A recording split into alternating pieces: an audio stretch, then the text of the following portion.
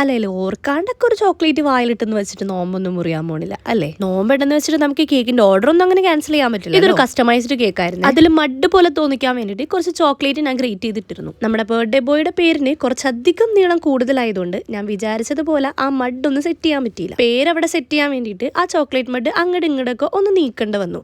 ആ നീക്കുന്ന കൂട്ടത്തിൽ ഒരു കഷ്ണം ഒന്ന് നിലത്ത് വീണപ്പോൾ ഞാനത് ഓർക്കാതെ എടുത്ത് വായിലേക്ക് ഇട്ടു. 2 പ്രാവശ്യം ഞാനത് ചവച്ചെങ്കിലും പിന്നെയാണ് എനിക്ക് ഓർമ്മ വന്നത്. പിന്നെ പെട്ടെന്ന് പോയി വായി കഴുകി. പിന്നെ ഞാനത് ഇറക്കാത്തത് കൊണ്ടും അറിയാതെ ചെയ്തതായതുകൊണ്ടും പഠിച്ചവൻ എനിക്ക് പുറത്തു തരുമായിരിക്കും അല്ലേ? പിന്നെ നമ്മൾ ഈ കേക്ക് ചെയ്യുന്നത് എൻ്റെ ഒരു ഫ്രണ്ടിൻ്റെ ബ്രദറിൻ്റെ കുട്ടിയുടെ ബർത്ത്ഡേക്ക് വേണ്ടിയിട്ടാണ്. അവൻ്റെ ഫസ്റ്റ് ബർത്ത്ഡേക്കുള്ള കേക്കായിരുന്നു ഇത്. എൻ്റെ ഫ്രണ്ടിൻ്റെയും മോൻ്റെ ഫസ്റ്റ് ബർത്ത്ഡേക്കുള്ള കേക്കും ഞാൻ തന്നെയായിരുന്നു ചെയ്തത്. ആ കേക്ക് ഞാൻ ഇതിൻ്റെ ലാസ്റ്റിൽ ആഡ് ചെയ്തേക്കാവേ. രണ്ടും കസ്റ്റമർ അയച്ചൊരു റെഫറൻസ് പിക്ക് അനുസരിച്ചിട്ടാണ് സെറ്റ് ചെയ്ത് കൊടുത്തത്. ഇപ്പോൾ AI ഉള്ളതുകൊണ്ട് നമ്മൾ മനസ്സിൽ വിചാരിക്കുന്ന സാധനം ഒന്ന് പ്രോംപ്റ്റ് കൊടുത്തു കഴിഞ്ഞാൽ നല്ല കിടിലം കേക്ക് നമുക്ക് ഇങ്ങോട്ട് തരും. അപ്പം നമ്മുടെ ബേക്കേഴ്സിന് അധികം ബുദ്ധിമുട്ടില്ല. കാരണം കസ്റ്റമർ നമുക്ക് എങ്ങനെയൊക്കെ എക്സ്പ്ലെയിൻ ചെയ്ത് തന്നാലും ചിലപ്പോൾ കസ്റ്റമർ വിചാരിക്കേണ്ട സാധനം ആയിരിക്കില്ല നമ്മുടെ മനസ്സിൽ വന്നേക്കുന്നത്. പക്ഷെ ഇപ്പോൾ ആ ടെൻഷൻ ഇല്ല. കസ്റ്റമർ ഒരു ഇമേജ് ക്രിയേറ്റ് ചെയ്യുന്നു, എനിക്ക് അയച്ചു, ഞാൻ അതുപോലെ തന്നെ ചെയ്തു കൊടുക്കും. പിന്നെ ഞാൻ ചെയ്തുകൊണ്ട് പറയണല്ല, ഈ 2 കേക്കിൽ എനിക്ക് ഒരെണ്ണം കൂടുതൽ ഇഷ്ടമായി എന്ന് പറയാൻ പറ്റില്ല. എനിക്ക് 2 ഒരുപോലെ ഇഷ്ടം. അപ്പൊ നിങ്ങൾക്ക് എങ്ങനെയാണെന്നൊന്ന് കമന്റ് ചെയ്യണേ. അപ്പോൾ ഓക്കെ, ബൈ.